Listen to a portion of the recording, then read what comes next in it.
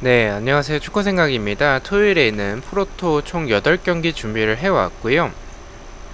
MLS가 2경기가 구성이 되어 있고 J리그는 4경기 그리고 K리그2 2경기 이렇게 해서 총 8경기를 준비를 해왔습니다. 우측에 있는 메모장 같은 경우에 과거 동일 배당 기준으로 국내 배당과 해외 배당에서의 승무패 확률이고요. 좌측에 있는 인플레이 게임 같은 경우에는 배당이 좋고 다양한 이벤트들이 있습니다. 그래서 한 번씩 이용해 보시는 것을 추천을 드리고 가입하실 때 추천인 링크 입력해 주시면 만원 상당의 포인트가 지급이 됩니다. 추천인은 고정 댓글로 남겨놓도록 하겠습니다. 많은 가입 부탁드리도록 하겠습니다. 자, 1번 경기부터 말씀을 드리도록 하겠습니다.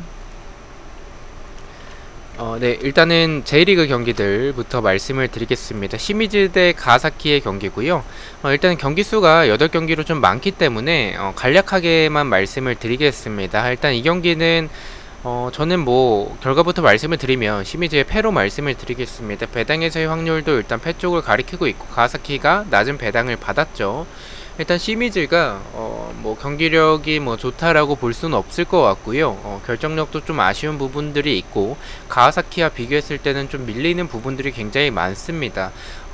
가와사키 같은 경우에 미토마가 출전하지 못하는 부분은 아쉽긴 하지만 어찌됐든 간에 이 아체메에서의 좋은 결과들 그리고 아체메에서 마지막 경기에서도 로테이션을 가동을 했기 때문에 충분한 휴식을 취하고 하는 이 경기에서 무난하게 이기는 결과가 나오지 않을까라고 생각을 하고 있습니다. 시미즈의 패로 말씀을 드리고요.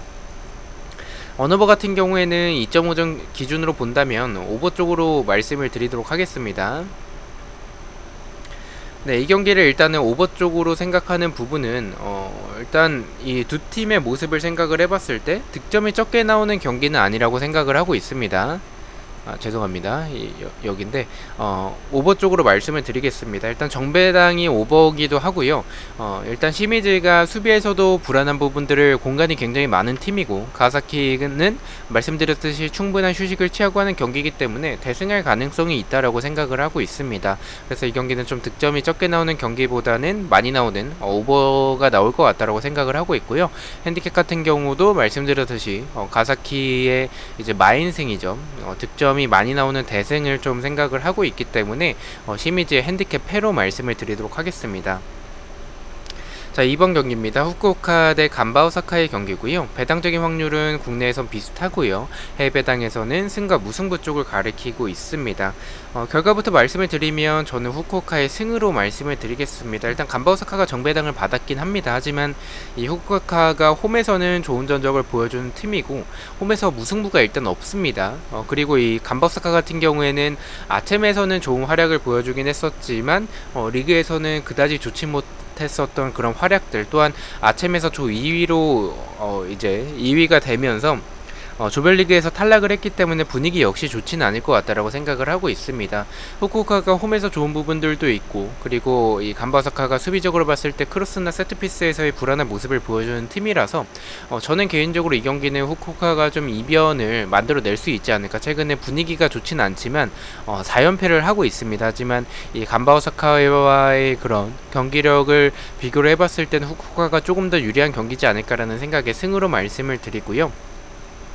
너버 같은 경우에는 언더 쪽으로 말씀을 드리겠습니다. 득점이 많이 나오기에는 간바오사카가 리그에선 좋지 않았었던 활약이 있었고 또한 이제 후쿠오카도 최근에 좋지 않은 그런 모습들을 보여주고 있다라는 점을 생각을 해본다면 이 경기는 좀 득점이 많이 나오는 경기보다는 적게 나오는 언더의 양상으로 생각을 하고 있고요. 핸디캡 같은 경우에는 제가 후쿠오카의 승으로 이변을 바라보고 있기 때문에 후쿠오카의 핸디캡 승리, 프랜승을 말씀을 드리도록 하겠습니다. 자, 3번 경기입니다. 세레소 오사카의 경기 말씀을 드리도록 하겠습니다. 세레소 오사카 대 비셀고베의 경기고요.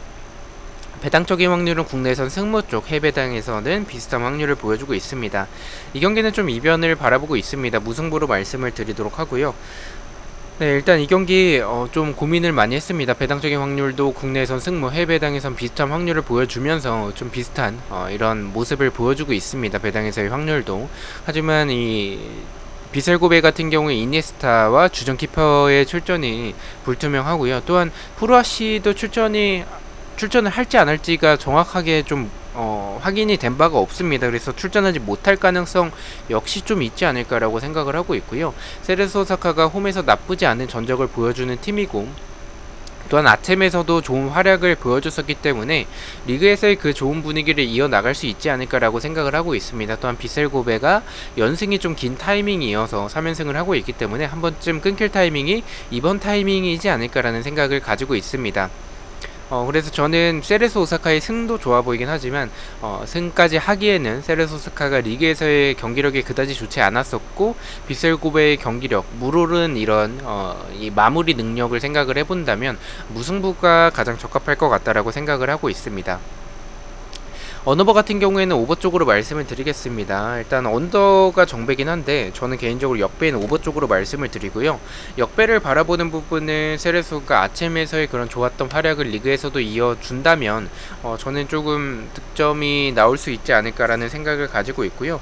비슬고베의 최근에 마무리 능력도 좋고 이네스타가 없는 부분이 아쉽긴 하지만 이번에 최근에 보여주는 그런 결정력에서의 좋은 부분들, 또한 세레소 오사카도 뭐 수비적으로 안정적이긴 하지만 좀 불안한 모습을 가지고 있고 비셀고베 역시 침투에도 좀 약한 모습들, 그리고 압박에도 좀 고전하는 이런 모습들, 전체적인 모습을 생각을 해본다면 두 팀의 모습을 생각을 해봤을 때 저는 득점이 좀 많이 나올 수 있는 경기라고 생각을 하고 있습니다. 역배인 오버를 말씀을 드리고요.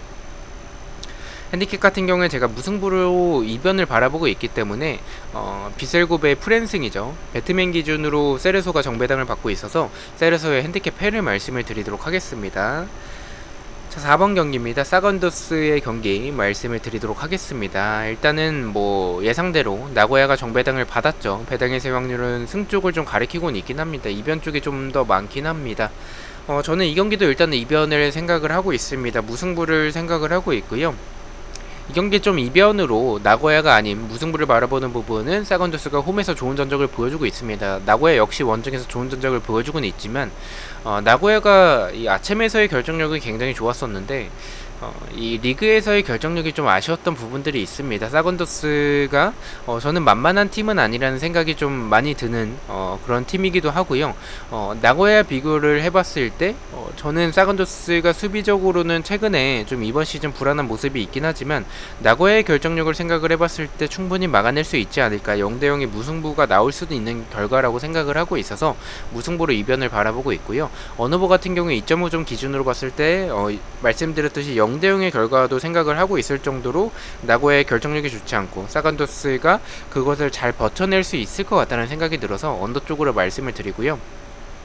핸디캡 같은 경우는 제가 무승부로 이변을 보고 있기 때문에 사간도스의 프랜승, 핸디캡 승을 말씀을 드리도록 하겠습니다. 자, 5번 경기 말씀을 드리도록 하겠습니다. 전남 대 아산의 경기 말씀을 드리겠습니다. 일단은 뭐 배당적인 확률은 비슷한 확률을 보여주고 있고요. 이 경기는 뭐 승으로 말씀을 드리겠습니다. 이 경기를 좀 의심하고 있지 않은 부분은 전남도 일단 홈에서 좋지 않은 전적을 보여주고 있습니다. 하지만 아산이 원정에서 워낙에 좋지 않은 전적을 보여주고 있고요.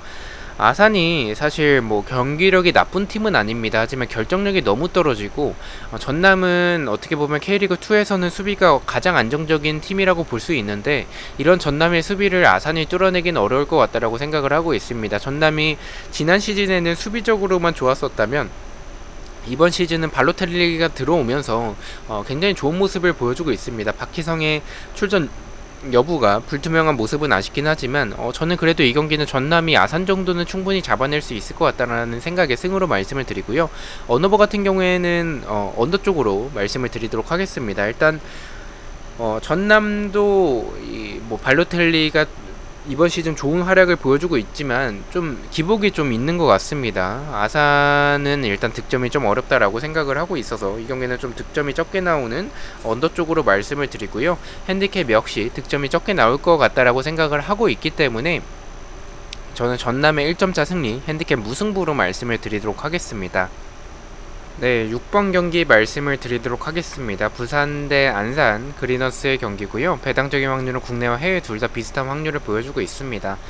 저는 이 경기는 무승부로 이변을 좀 생각을 하고 있고요. 부산이 최근에 홈에서 5경기째 승리가 없습니다. 또한 안산 같은 경우에 리그에서 5경기째 패배가 없을 정도로 흐름이 더 좋습니다. 하지만 안산이 이기기에는 부산과 비교했을 때 경기력이 더 나아 보이는 그런 결과는 좀 없다라고 생각을 하고 있습니다. 저는 개인적으로 이 경기 부산이 이기기에는 부산의 좋은 모습은 이제 역습인데 역습을 노리기에는 안산이 좀 수비적으로 나올 가능성도 있다라고 생각을 해서 저는 이 경기는 무승부가 가장 적합할 것 같다라고 생각을 하고 있고요. 언어버 같은 경우에는 역배지만 오버 쪽으로 말씀을 드리겠습니다. 이 경기는 뭐 사실 두 팀의 최근 모습을 봤었을 때 언더가 더 좋아 보이긴 하지만 제 개인적인 생각에서는 최근에 흐름이 더 좋은 안산이 선제골을 넣을 가능성이 있다라고 생각을 합니다. 그렇게 된다면 치고박는 경기가 될 가능성이 있고 그렇게 됐을 때 이제 득점이 적게 나오는 경기보다는 많이 나올 것 같다라는 그런 생각을 좀 가지고 있어서 역배지만 오버 쪽으로 말씀을 드리고요. 핸디캡은 제가 무승부로 이변을 보고 있기 때문에 부산의 핸디캡 패배, 안산의 풀앤승을 말씀을 드리도록 하겠습니다.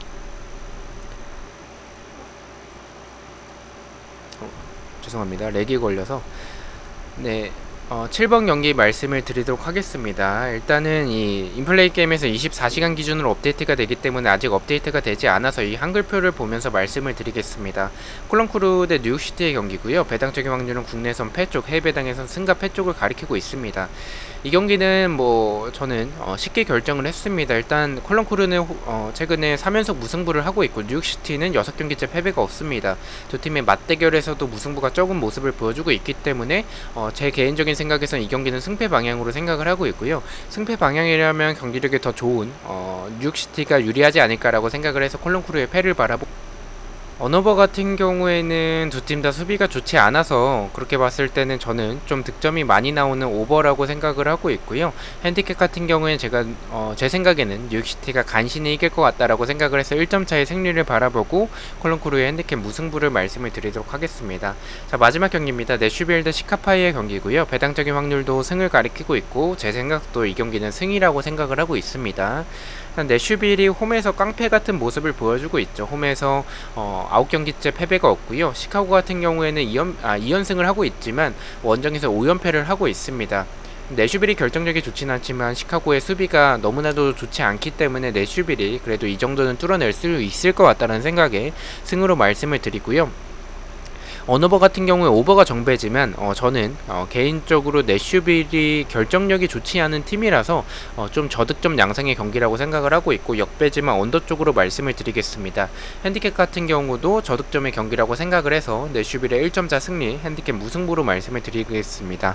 자, 이렇게 해서 8경기에 대해서 공유를 모두 마쳤고요. 1번 경기부터 가장 추천을 드리는 픽을 말씀을 드리겠습니다. 1번은 시미즈의 패, 2번은 후쿠오카의 핸디캡 승리, 3번은 세레소의 핸디캡 패배, 4번은 사간도스의 언더를 가장 추천을 드리고요. 5번은 전남의 언더, 6번은 부산의 핸디캡 패배, 7번은 콜럼크루의 오버, 8번은 내슈빌의 승을 가장 추천을 드리도록 하겠습니다. 자, 그리고 주중에는 제가 한폴락이 나왔었습니다. 2개의 픽이 다 한폴락, 3개의 픽이 다 주력 고배당, 부주력 다 한폴락이 나왔었고요. 주말에는 적중이 됐으면 좋겠습니다. 자, 부주력 픽입니다. 주력과 고배당 픽은 멤버십 회원분들에게만 공유가 되고 있고요. 단톡방 참여를 희망하고 싶으신 분들은 멤버십에 가입을 해주시면 될 것 같습니다. 자, 첫 번째는 세레스 오사카의 핸디캡 패배, 두 번째는 콜럼크루의 오버, 세 번째는 내슈빌의 승을 가져가 봤고 4.0배당을 책정을 받았습니다. 우측에 인플레이 게임에서 세레소의 핸디캡 패를 가져갔었을 때 1.46배당으로 배당이 더 높게 책정이 되는 것을 확인하실 수가 있습니다. 그래서 배당이 좋기 때문에 한 번씩 이용해 보시는 것을 추천을 드리고요. 저는 일요일 새벽에 일요일 프로토 경기들로 다시 찾아뵙도록 하겠습니다. 시청해주셔서 너무나도 감사드리고 구독과 좋아요 너무나도 감사합니다. 감사합니다.